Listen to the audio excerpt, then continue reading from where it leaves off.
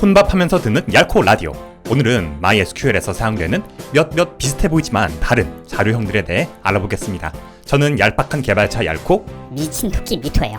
내가 DB 짜려고 탭을 만들다 보면은 너무 화가 나가지고, 아니 MySQL도 그렇고 이놈의 관계형 데이터베이스들은 뭐가 그렇게 자료형이 많은 거예요? 정수 하나 넣을 자료를 만들려도 뭐 타이니 인트, 스몰 인트, 미디움 인트, 또 그냥 인트, 빅 인트까지 진짜 고르다 울화가 치밀어가지고 그냥 자바스크립트처럼 숫자면 넘버, 문자열이면 스트링, 날짜면 데이트 이렇게 좀 단순하게 맹글면은 좀 쓰기 편해요? 물론 그렇게 하면 고민거리가 확 줄겠죠. 하지만 그렇게 만든 이유가 있어요. 관계형 데이터베이스는 엑셀처럼 표, 테이블 구조로 된 데이터들을 대량으로 저장하고 관리, 사용하기 위해 만들어진 거예요. 이 데이터들이 다 DB 서버에 공간을 계속 차지하는 거기 때문에 저장 공간을 최대한 효율적으로 활용하는 게 정말 중요한 이슈죠. 우리가 엑셀에서 표를 만들 때 각 컬럼, 열에 들어갈 정보의 길이에 따라 해당 컬럼의 너비를 조절하잖아요. 어떤 업소의 영업 여부가 Y, N으로 표시되는 컬럼은 짧게, 해당 업소의 설명이 문장으로 들어가는 컬럼은 길게 만들겠죠. 각 컬럼의 정보가 최대 어느 정도 길어질 수 있는가를 감안해서 칸들의 너비를 조절해야 화면에서 낭비되는 공간이 적을 거예요. 몇 줄 정도야 크게 상관없겠지만 그게 몇 천, 몇만 행이 넘어가면 어마어마한 너비의 화면이 허비되는 거니까요.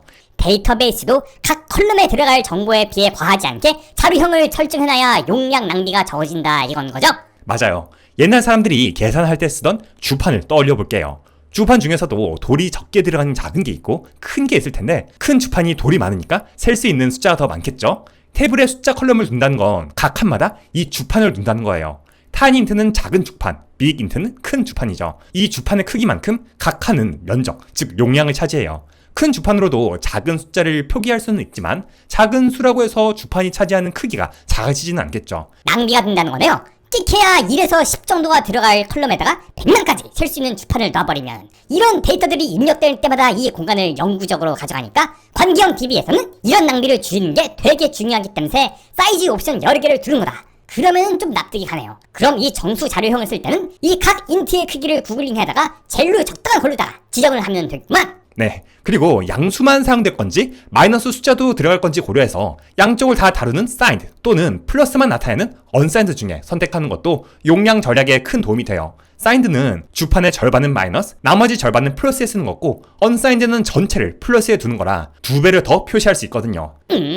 그러면 일단 정수는 오케이. 그런데 실수는 어떻게 골라요? 얼마 점 얼마 이런 숫자들 보니까 이거 픽스드 종류랑 플로팅 종류가 있다는데 뭐예요 다 이게? 먼저 fixed 고정 소수점 자료형들을 살펴보자면요. 데시멀이랑 뉴머릭이 있는데 이 둘은 이름만 다르다고 보셔도 돼요. 이 고정 소수점은 어떤 실수를 정확히 표현하는 데 사용됩니다. 다른 한 종류인 플로팅 포인트, 플롯이랑 더블이 있는데 이것들은 부동 소수점이에요. 부동이라면 부동산을 안 움직인다는 거 아니에요? 고정 소수점이랑 똑같은 말 같은데? 여기서의 부동은 떠서 움직인다, 플로팅 한다는 뜻이에요. 고정 소수점과 달리 고정되지 않고 떠다니는 거죠. 번역을 헷갈리게 해가지고 동동 소수점이라고 하면 되잖아요? 자, 이 부동 소수점은 실수를 정확히 표시하기보다는 더 넓은 범위의 숫자를 표현하기 위해 사용돼요. 정확성과 범위 둘 중 하나로 간다? 어떻게 그렇게 돼요? 사실 정확히 설명하자면 이진법으로 가야 하지만 머리 아픈 주제고 또 라디오니까 그냥 십진법으로 설명할게요. 아까 그 주판을 다시 떠올려 봅시다. 고정 소수점은 담백해요. 주판에서 점의 위치를 정해서 그 왼쪽은 정수 부분, 나머지는 소수 부분을 세는 거예요. 예를 들어가지고 돌이 7줄 들어간 주판이 있으면 십진법이니까 돌이 한 줄에 0에서 9까지 쓴다고 치고 이를테면 4줄은 전수, 4줄은 소수에 할당해가지고 1, 2, 3, 4.567 이렇게 7자리 숫자들을 넣을 수 있는 거네요. 0에서 999.999까지 이렇게 해요. 한 줄에 정수만 할당해서 1.23456 이렇게 할 수도 있고요. 맞아요. 정수부와 소수부를 합쳐서 주어진 자리까지는 입력된 값 그대로 정확히 표시할 수 있는 거죠.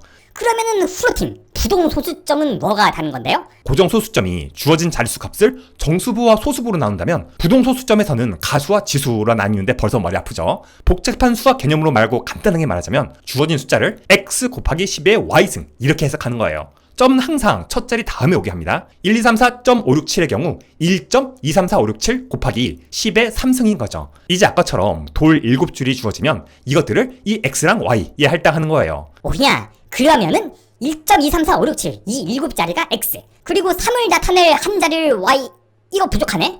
입력한 숫자가 7자리인데 x에 7자리를 넣어주고 y에도 한 자리 넣으려면은 돌이 딱 7줄이라 모지래잖아요. 네, 그래서 이럴 경우 x에서 한 자리를 포기하고 반올림해서 1, 2, 3, 4, 5, 7 곱하기 10의 3승 이렇게 6자리와 한 자리로 하는 거죠. 대신 최대 1, 2, 3, 4, 5, 7 곱하기 10의 9승까지 더 넓은 범위의 수를 부동소수점으로 나타낼 수 있는 거예요.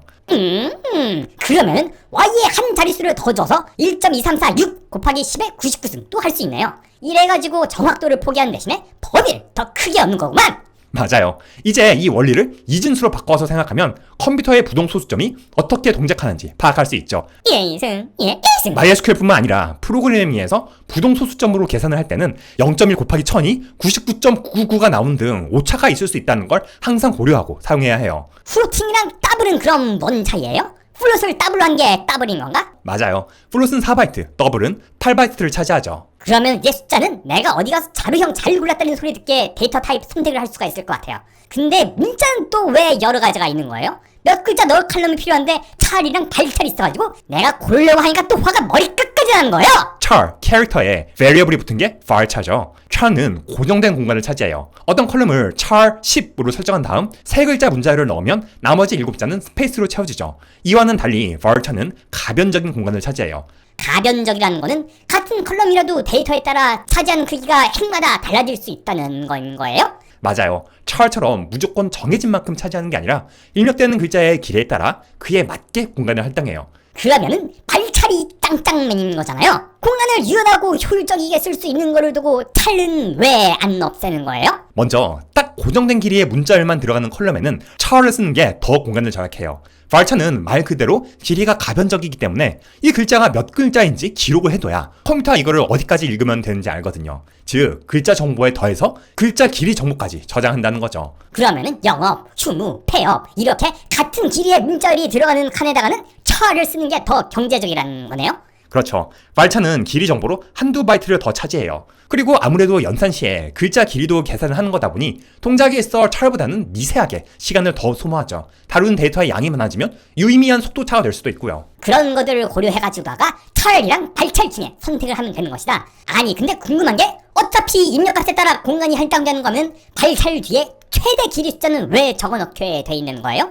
그냥 다 맥시멈으로 해놔도 입력되는 글자 수만큼만 용량 차지할 텐데. 누가 장난이나 실수로 전화번호를 100글자씩 넣는 것 등을 방지하는 거죠.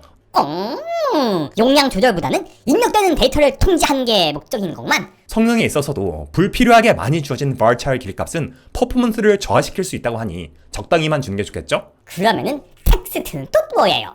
이거도 글자들 저장하는 것 같은데? 텍스트는 게시물의 본문처럼 긴 문자열을 저장할 때 사용돼요. 그냥 텍스트는 65,535바이트, 가장 큰 롱 텍스트는 4기가 가량까지 저장할 수 있죠. 최대 저장 용량이 큰 대신 varchar에 비해 제약 사항들이 있어요. varchar는 문자열로 검색을 빠르게 할 수 있도록 인덱스에 포함될 수 있는데 텍스트는 부분적으로만 가능해요. 인덱스라는 거가 데이터에 행을 추가할 때마다 지정된 컬럼에 대해서 그 값들이 다른 시트에 따로 정렬이 된 채로 행 번호랑 저장이 돼가지고 이 컬럼을 기준으로 어떤 행을 검색할 때 더 빠르게 찾을 수 있게 하는 거죠. 네. 텍스트에서는 이걸 앞부분에 한정적으로만 걸 수 있어요. 다만 풀텍스트 인덱스란 건 텍스트로도 가능합니다.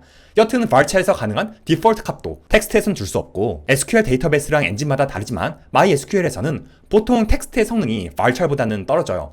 아니 그러면은 varchar로도 그냥 텍스트만큼은 저장이 되는데 미디움 텍스트랑 롱 텍스트 말고는 쓸모가 없는 거 아니에요? 타이니 텍스트랑 텍스트는 기능도 덜하고 성능도 후달리는 건데 그냥 varchar에 한도 많이 줘가지고 쓰는 게 안 나은가? 웬만한 크기에 있어서는 그냥 varchar을 쓰셔도 돼요. 그런데 varchar의 최대 한도이자 텍스트의 크기이기도 한 65,565바이트는 MySQL 각 행의 최대 한도예요. 이건 엔진의 한도에 관계없이 적용된다고 공식 문서에 나와 있고요. 아 그러면 varchar을 맥스로 줘가지고 행 용량을 꽉 채워버리면은 다른 정보들을 못 넣는 거네요. 그럼 텍스트는요?